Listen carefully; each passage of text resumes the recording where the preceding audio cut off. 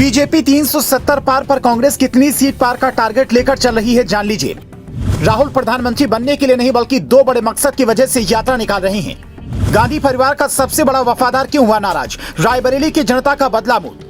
हर तरफ इस बात की चर्चा जोर शोर से हो रही है कि बीजेपी 370 सीटें जीतने का टारगेट लेकर चल रही है और इस बार एनडीए 400 पार का आंकड़ा छू लेगा। पर क्या आप जानते हैं कि कांग्रेस के नेताओं ने अपने लिए टारगेट क्या रखा है? राहुल गांधी ने अब मीटिंग में यह कहना छोड़ दिया है कि वो प्रधानमंत्री पद के उम्मीदवार होंगे। वो भी ये दावा करना भूल चुके हैं कि केंद्र में कांग्रेस की सरकार 2024 में आएगी। तो सवाल है कि हजारों किलोमीटर की यात्रा लेकर चल रहे राहुल किस लिए मेहनत कर रहे हैं? तो इसकी वजह भी समझ लीजिए। चुनावी रणनीतिकार प्रशांत किशोर कहते हैं, इस बार कांग्रेस अगर 50 से 55 सीटें जीत ले तो ये कोई बड़ा आंकड़ा नहीं होगा। 2019 चुनाव में जो इन्होंने 52 सीटें जीती थी उसमें ज्यादा फेरबदल की गुंजाइश मुझे नजर नहीं आती। इसी के साथ प्रशांत किशोर ये भी कहते हैं कि बीजेपी 400 पार का आंकड़ा बिल्कुल भी नहीं कर पाएगी। टारगेट तो हर चुनाव में ये बड़ा रखते हैं। 2014 के चुनाव के बाद हुए 8 चुनाव में इन्होंने ऐसे ही बड़ा टारगेट रखा था, पर जनता ने उसे पूरा नहीं होने दिया। बहुमत के साथ सरकार बनाना और अपने मन के हिसाब से सीटें जीतना दोनों अलग अलग बातें हैं। अगर जमीनी राजनीति को देखें तो आप भी सोचेंगे कि 400 पार का आंकड़ा थोड़ा मुश्किल जरूर दिखता है,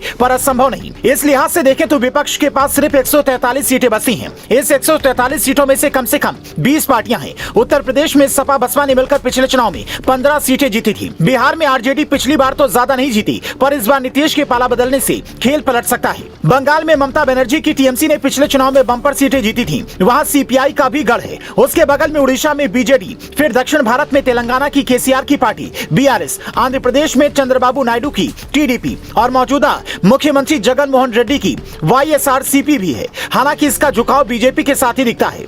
इसके अलावा केरल में लेफ्ट पार्टियों का वर्चस्व है। कर्नाटक में कुमारस्वामी की जेडीएस और पंजाब की अकाली दल भी है। दिल्ली पंजाब में आम आदमी पार्टी भी इस बार ज्यादा से ज्यादा सीटें जीतने की कोशिश में है। हालांकि इनमें से कई पार्टियां कांग्रेस के साथ इंडिया गठबंधन में हैं, पर अकेले कांग्रेस के लिहाज से देखें तो ये उसके लिए नुकसान ही है। ये बात राहुल गांधी भी जानते हैं। इस चुनाव में मोदी लहर से ज्यादा मंदिर लहर है और इसमें कांग्रेस का पार पाना मुश्किल है। इसीलिए वो अपनी यात्रा दो उद्देश्य से लेकर चल रहे हैं। पहला, जहां जहां के कार्यकर्ता निराश हैं उनसे मिलकर चुनाव से पहले उनमें जोश भर सके ताकि बूथ स्तर तक कांग्रेस को मजबूती मिले। दूसरा, जिन राज्यों में कांग्रेस की पकड़ अच्छी है वहां की सीटें भी हाथ से क्यों निकल रही हैं, इसकी समीक्षा खुद जाकर कर सके। यानी राहुल आगे की सोच रहे हैं और इस चुनाव के लिए कांग्रेस पार्टी ने प्रशांत किशोर के सहयोगी सुनील कानूनगोलू को सर्वे का काम सौंपा है। 28 फरवरी तक वो अपनी सर्वे रिपोर्ट कांग्रेस हाईकमान को सौंप सकते हैं। उसके बाद आगे की रणनीति तैयार होने वाली है। कहा जा रहा है कि सुनील की रिपोर्ट में पंजाब के सांसदों के बीच में एंटी इनकम्बेंसी की चर्चा है। खबर तो ये भी सामने आई कि गुजरात के अहमद पटेल, जो लंबे वक्त तक सोनिया के करीबी रहे, जिन्हें कांग्रेस का चाणक्य समझा जाता था,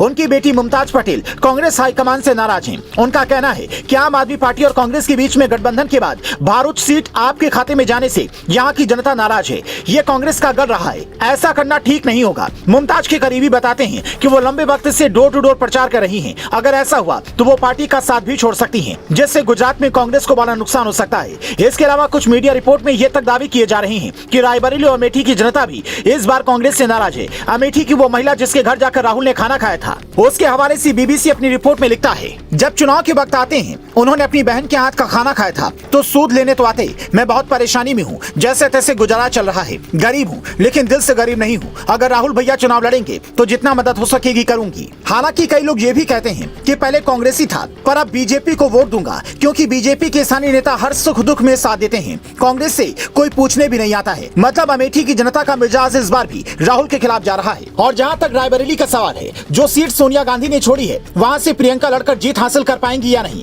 ये भी बड़ा सवाल है, क्योंकि वहाँ की जनता भी पहले की तरह कांग्रेस की समर्थक नहीं रही है। शायद इसीलिए पीएम मोदी जब 23 फरवरी को यूपी के दौरे पर गए तो उन्होंने साफ साफ कहा कि इस बार यूपी की जनता एनडीए को यहाँ की सारी सीटें जिता रही है। मोदी की गारंटी है हर लाभार्थी को 100% लाभ। मोदी लाभार्थियों के सैचुरेशन की गारंटी दे रहा है।